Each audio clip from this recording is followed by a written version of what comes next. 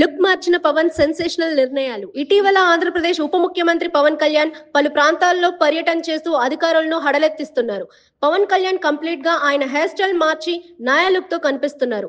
అంతేకాదు వరుస పర్యటనలు చేస్తూ సెన్సేషనల్ నిర్ణయాలు తీసుకుంటున్నారు. విశాఖపట్నం జిల్లా రోలుగుంట మండలం ఆర్ల పంచాయతీలోని కళ్యాణ గ్రామానికి కరెంట్ అందేలా చర్యలు తీసుకున్నారు.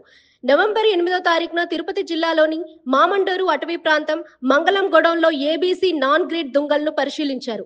ఈ సందర్భంగా అటవీ అధికారులు పోలీసులకు కీలక ఆదేశాలు జారీ చేశారు. తాడేపల్లి సమీపంలోని నులకపేట వద్ద ఉన్న రాష్ట్ర పోలీస్ ఫైరింగ్ రేంజ్ ను సందర్శించి అక్కడ అధికారులతో పలు విషయాల గురించి అడిగి తెలుసుకున్నారు. ఈ సందర్భంగా గన్ ఫైర్ చేశారు.